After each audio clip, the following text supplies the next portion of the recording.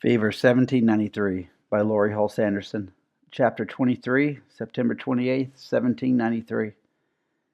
There is great distress in the city for want of cash. Friendship is nearly entirely banished from our city. Dr. Benjamin Rush, Letter 1793. Small children can give off powerful smells, particularly small children who don't know how to wake at night and use the chamber pot. When I woke on the quilt next to Nell, I smelled her, then realized she was soaking wet. I was merely damp. Eliza shook her head and chuckled. Babies are the same, no matter what the color. You might as well wash the twins' bedding. They have a similar problem. There wasn't room in the small apartment to wash, so I scrubbed the quilt and blankets in the courtyard behind the cooperage.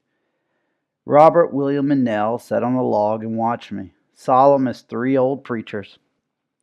By the time the blankets were drying, and I washed the three smelly children, Eliza had gone out to care for the sick, and Mother Smith had taken control.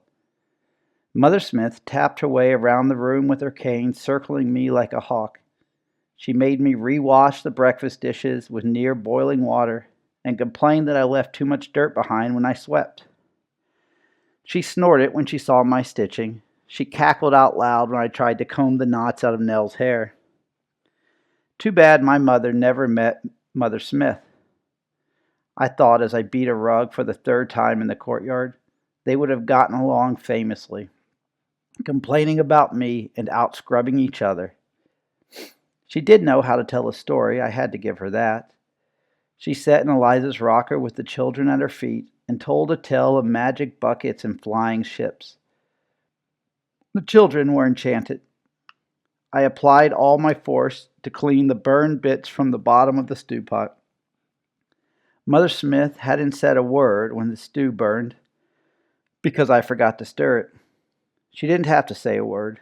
The way she lifted her chin as she turned away said everything. I was a complete failure.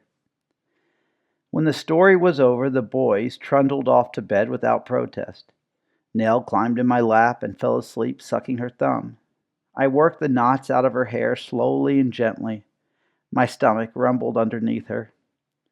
I had skipped supper. I figured my portion had been the one which stuck to the bottom of the pot. Mother Smith pulled her shawl on and prepared to leave. Do you think Eliza is all right? I asked. Shouldn't she have come home before dark? The pain doesn't go away at sundown, Mother Smith said. Eliza will stay where she's needed. Nell stirred, and I patted her back. Don't love her, warned Mother Smith. Pardon me? I said, don't you fall in love with that baby girl. She's not yours. You can't keep her. You had any sense, you'd take her right down to the orphanage house tomorrow and hand her over. Don't look back. That would be cruel, I said. She needs some time to get over the shock of, I mouthed the words, her mother. Then I'll take her. Mother Smith shook her head. You're not doing her any favors. Fact is, you're making it harder on her. She stays with you, you feed her, wash her, sing to her, mother her, then give her away. How's that going to make her feel? You're the cruel one. Her words dogged me through the night. At first, I tried to ignore them. What did Mother Smith know about Nell or me? We were strangers to her. Nell needed someone to hold her. No one at the orphan house would do that. They'd sit her in the corner and scold her. But Mother Smith was right. I was being selfish, holding Nell close, showing her how to play catch with the twins. I needed her more than she needed me. How long would Eliza keep me? A day, maybe? A week if I were lucky? She had her own family to worry about. I needed to do right by Nell and go back to my own home. I had my feet under me now. I knew how to walk. One good thing about not being able to sleep was I remembered to wake Nell and have her do her business in the chamber pot. I was just tucking her in long after midnight when Eliza came home. She was too weary to speak. I rose early and kept the children quiet by serving them breakfast outside. I didn't care if anyone thought it improper. Philadelphia was long past worrying about where children ate their bread, and Eliza needed to sleep. She joined us outside with a cup of tea when she finally woke. I don't know when I slept so much, she said. Thank you for taking care of the children. She bent over to give Robert and William a kiss. You seem to have the day well in hand, Miss Mattie. She stopped. Nell was tugging at Eliza's dress. What do you want, honey bee? Nell pointed to her forehead. She wants you to kiss her like you did the boys, I said. Eliza's laughter sounded clean and strong. She swooped Nell off the ground and gave her a big hug and kiss on the cheek before setting her on the ground to play with the boys. The three of them were chasing a raggy-tailed rooster around the courtyard. I scuffed a pebble across the street. That rooster should be in a pen, I said. He might hurt the children. Nonsense, said Eliza. He won't hurt anything. Why is your face so long? I scuffed another pebble. I need to take Nell to the orphan house. The more I put it off, the harder it will be. Eliza sat on the stoop. Mother Smith has been talking to you. I nodded. She's right. I know she's right. But it's so hard to think about next week or next month. Look at her. She is happy today. I'm happy today. I don't think we're a burden, are we? Eliza shook her head. But, I can't just think about today. I have to think ahead. Even if Mother is alive, she won't want another girl child to raise up. She's only just finished with me, and heaven knows that was hard enough. And what if Mother isn't alive? I raised my hand as Eliza started to speak. You know it's possible. I've tried to avoid thinking about it, but I can't. In any event, Nell needs to go. I don't want to, but it would be better off for her. The rooster hopped into the air, flapping his wings and sending feathers everywhere. The children shrieked and ran in circles. Eliza stood up. If you've made up your mind, then you should leave right now. No telling what the future will bring. I'll get my hat. The boys can stay here with Joseph. I felt like a turncoat, a traitor. Nell walked between us for a few blocks and asked me to carry her. She wasn't over losing her mother. That would take a long time. But she seemed content enough to be with me. I knew Eliza's eyes were on me, but she kept her thoughts to herself. I tried to force my thoughts away from the heartbreak. It was impossible. We walked past blocks of empty houses along streets that felt abandoned. I am not abandoning Nell, I told myself sternly. I'm doing the right thing no matter how much it hurts. The orphan house appeared much too soon. It looked forbidding, though I knew that was nonsense. It was just a house, a building for unfortunate children. You are doing the right thing, I told myself. It's best for Nell. The woman who answered the door held one screaming infant in her arms and had two crying toddlers grabbing at her skirts. I had to shout to make myself heard above the noise. She bounced up and down, trying to quiet the child in her arms while patting the heads of the others. She looked like a carved whirligig toy with 6 flying arms and a hopping head. I've brought this girl, I began. My throat closed and tears welled up in my eyes. Don't be such a ninny, I scolded myself. Not another one, the woman's eyes widened. Shush, shush. I can't pick you all up at the same time, she said to the crying children, who all needed to blow their noses. She looked at me with desperate eyes. I'm sorry, that was rude. She shifted the baby to her other shoulder. Is that the girl? She motioned toward Nell with her elbow. I nodded. I still couldn't speak. A fever orphan? One more nod. Is there no one who could take her? This house is just busting with children right now. Mrs. Bowles, she's in charge here. She's meeting with the mayor's committee right now, explaining how we need more space and more money to feed the little ones. One of the children at her feet pushed the other, who exploded into howls. The woman raised her voice to be heard. I told her the mayor's committee should hold its meeting here. Then they'd give us what we need. She bent over and tried to calm the injured child with her free hand.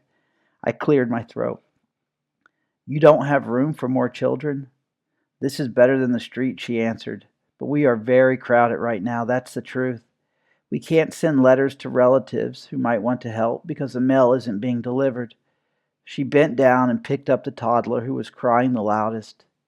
She had to raise her voice to be heard over the racket. If you know of anyone who will care for her, then you should take her there. This has become the house of last resort. Nell looked up at me, her eyes as clear as the sky. She trusted me to do what was right for her. I felt the grip on my heart relax. I looked at Eliza. Seems she's better off with you, Eliza noted.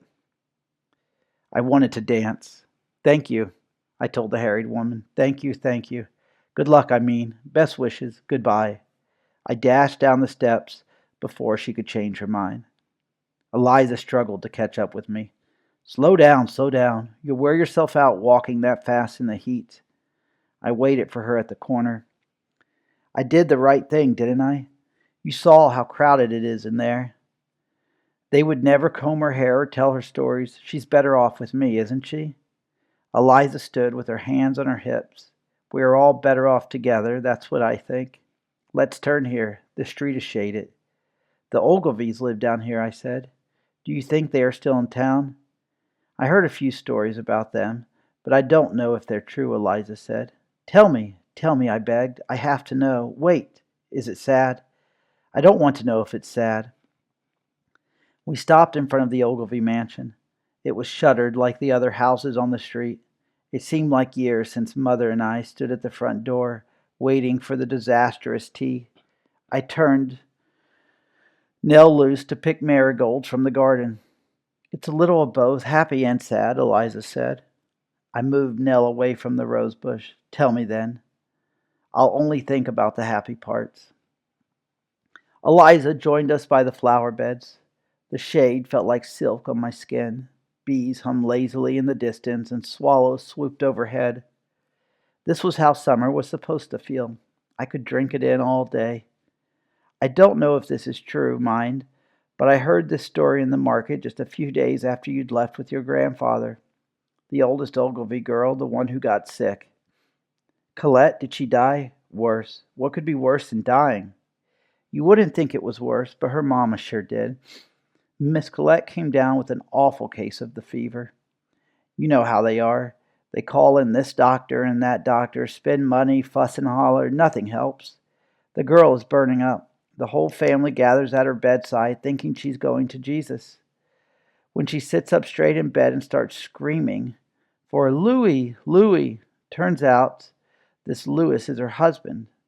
But wasn't she engaged to Roger Garthing? Mm-hmm. And listen, this Louis was her French tutor.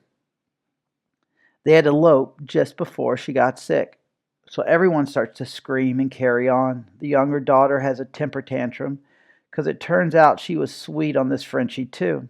The mother faints and their little dog bites the doctor. One is not supposed to laugh at other people's misfortunes, but I could picture this scene in my mind so perfectly. It caused me to laugh until my sides hurt. Oh, gracious, I shouldn't. Please tell me no one died. Eliza laughed.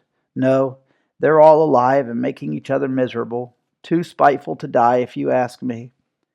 They moved into some relative's house in Delaware. Poor things, the relatives, I mean. And Louis, the son-in-law, is with them. I heard Miss Colette set herself in the middle of the street and refused to budge until her mother agreed that he could come with them. Now, stir your bones. That's enough storytelling and idling for one day. She peered down the street. Let's go home. We decided to stay on the cool street as long as we could. Nell skipped between us, seemingly free of worries and concerns.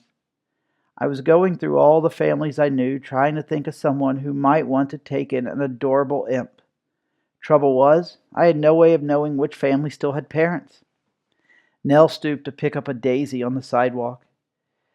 She held it up to me with a smile, and I tucked it into her hair. We took another step and found another daisy laying on the ground, not growing there. As I stood puzzling, these daisies floated in the air. Nell put her hands up to catch them and spun around laughing. Eliza, we've had strange weather this summer, but I've never known daisies to fall from the sky. We looked up. The houses around us had their shutters closed. Wait, look there, I pointed to a second-story window.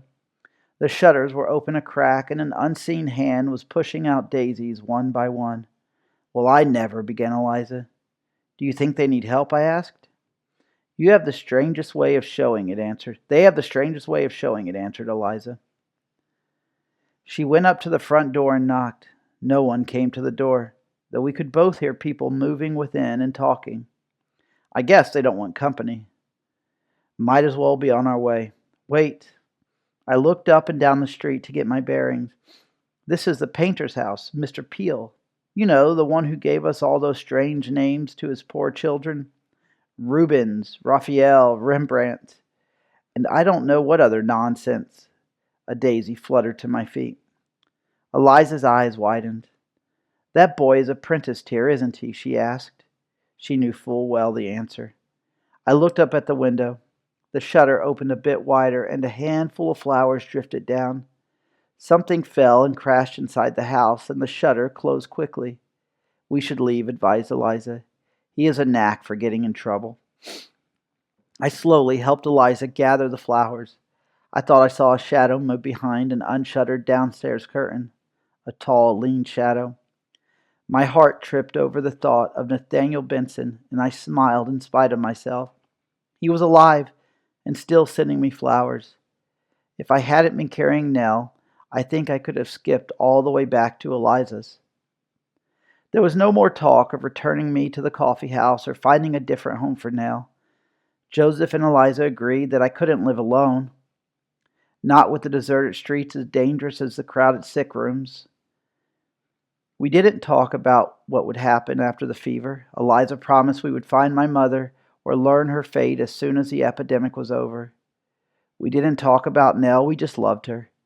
2 days later, Mother Smith sent word that she had to help a family of 8 that had just lost their mother. 8! She's going to take care of 8 children? I was stunned. If Mother Smith put her mind to it, she could care for 50. I've no doubt about that at all, answered Joseph. He was sitting up to the table and making quick work of the fried eggs and cornbread Eliza set before him. His strength was returning along with his appetite. I took the bread from my plate and broke it into 3 pieces, which I handed to the twins and Nell. Every day, more towns prohibited travel to or from Philadelphia. Even prices higher than any memory couldn't tempt farmers into the city with fresh food.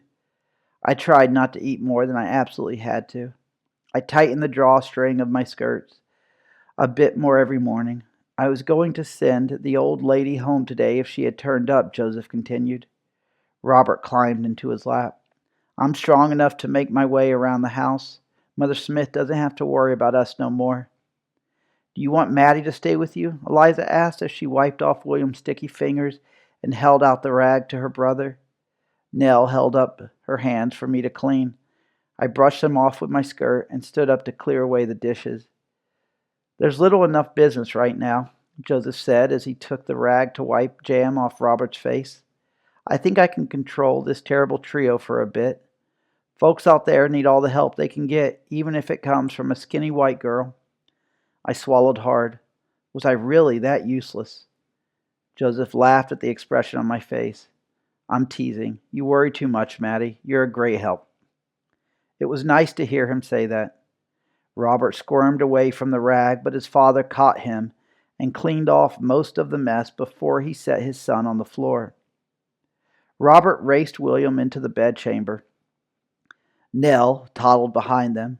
Eliza dusted the crumbs from the table into her hand. If you don't need her here, then yes, she can be of great help. We need every strong back we can get. She can come with me.